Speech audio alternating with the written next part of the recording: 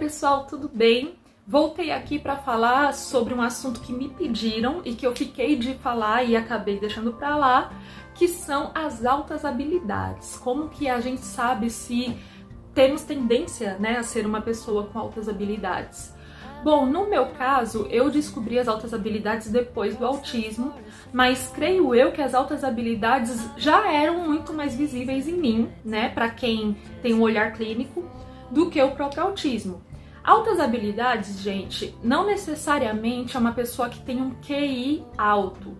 Antigamente, né, o parâmetro para se medir essa questão da alta habilidade era um QI maior de 120. Hoje em dia a gente já sabe que os testes, né, neuropsicológicos que vão pegar a curvatura do QI, eles são muito focados em um tipo de inteligência, né, que é a inteligência lógica matemática. Então nós temos vários tipos de inteligência que esse teste, às vezes, ele não vai abarcar.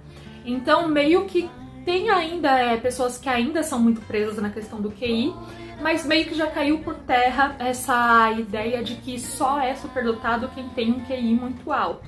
No meu caso, o meu QI, ele é média superior, ele é considerado média superior, mas ele não chega a 120, ele é 111, alguma coisa assim. Outra coisa também que é muito delicada pra gente fazer essa medição de QI é que vai depender do seu humor do dia, vai depender se você se alimentou, vai depender se você tá cansado, vai depender se você tá com algum problema na cabeça naquele dia, porque os testes exigem muita concentração.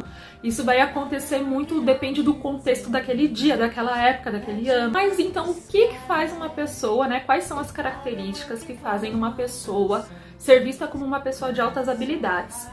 Altas habilidades não significa que você é um gênio, não significa que você é Albert Einstein. É uma outra questão, né, de pessoas que sim, têm uma genialidade, algo assim muito maior, né, da curva dos meros mortais, vamos dizer assim. Alta habilidade é uma facilidade extremamente maior de aprender sobre algum assunto. Tem a característica também de ser muito autodidata. Então, geralmente, quem tem altas habilidades não necessita de ter alguém ensinando passo a passo. A gente pega aquilo que a gente tem interesse e a gente já desenrola e já aprende. Nós temos uma curiosidade muito grande, então nós buscamos as informações, nós buscamos as fontes, nós buscamos as maneiras de fazer, nós criamos maneiras de fazer coisas. Se você ensinou de um jeito, eu não achei legal esse jeito, eu não me dei bem, eu crio um jeito só meu de fazer.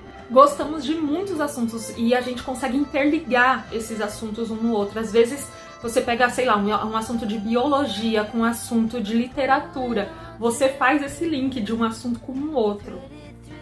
No meu caso, eu descobri as altas habilidades, como eu disse, não foi com o teste neuropsicológico, mas foi com um teste específico, voltado a altas habilidades, que eu fiz com uma outra psicóloga e que confirmou que eu teria várias altas habilidades em vários setores. Temos que também tirar da cabeça a ideia de que a pessoa com altas habilidades vai ser o aluno nerd, vai ser o aluno que fica lá na sala perguntando toda hora. Muitas vezes não. Muitas vezes esse aluno, ele é sim um aluno muito inteligente, um aluno muito esforçado, mas ele não tem a questão da alta habilidade. Aquele menino que fica lá atrás dando risada, tirando sarro de todo mundo, né, atrapalhando a aula, né, perguntando toda hora alguma coisa que pode ser até aleatória. E quando você vai ver, ele fez aquela atividade muito bem e ele tem um raciocínio super crítico e ele tem uns links, uns insights muito rápidos. Geralmente esse é o aluno que tem altas habilidades.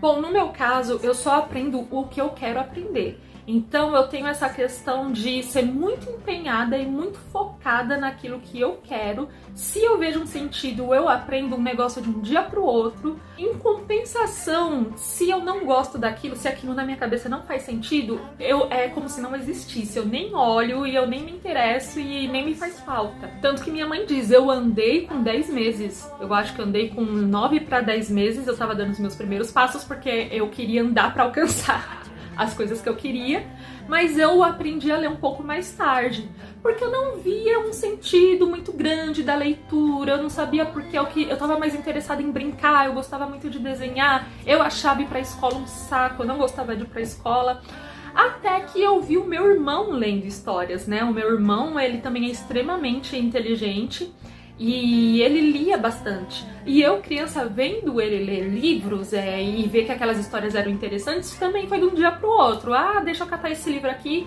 Comecei a remexer, quando eu vi já estava lendo. Isso, novamente, não quer dizer que eu seja inteligente em tudo. Pelo contrário, eu tenho dificuldades enormes em algumas áreas. Isso com qualquer pessoa com altas habilidades vão ter grandes dificuldades. Então é isso, gente. Pra você saber se você é uma pessoa com altas habilidades, né? Recomendo você fazer um teste não necessariamente neuropsicológico, que o neuropsicológico ele vai mapear muito bem essa questão do QI, mas às vezes não vai mapear a questão das altas habilidades. Mas eu recomendo você fazer um teste direcionado para altas habilidades. E você perceber se você tem engajamento em alguma coisa, você gosta muito daquilo e você se dedica muito àquilo, e aquilo para você vira uma fonte inesgotável e aquilo vai te dando links para outras coisas. Perceber se você tem essa inteligência mais rápida, essa inteligência de pegar muito mais rápido alguns insights, de ir ligando um ponto com o outro. Às vezes o professor está explicando e você já está terminando o que o professor ainda está explicando, você já entrega para ele. Isso acontecia muito comigo quando eu era criança. Criatividade. Prestem atenção se vocês têm muita criatividade, se vocês conseguem se resolver em problemas de uma maneira fácil, se vocês conseguem criar outras saídas, se você consegue criar mesmo coisas. Muitas vezes a pessoa com altas habilidades ela vai criar histórias, vai criar desenhos, vai criar pinturas, vai criar criações artísticas, ou pode ser criações em uma cozinha, ou podem ser criações lógico-matemáticas, mas é uma pessoa muito criativa, é uma pessoa que ela não depende de outras pessoas para aprender. A outra pessoa, o professor, ele é mais um facilitador, né? Ele vai ajudar a gente nesse caminho, ele vai apontar algumas direções, mas a gente, se a gente gostou daquilo, a gente vai que vai, e não precisa ter alguém apontando o caminho pra gente. Nós vamos criando os nossos próprios caminhos. É isso, pessoal.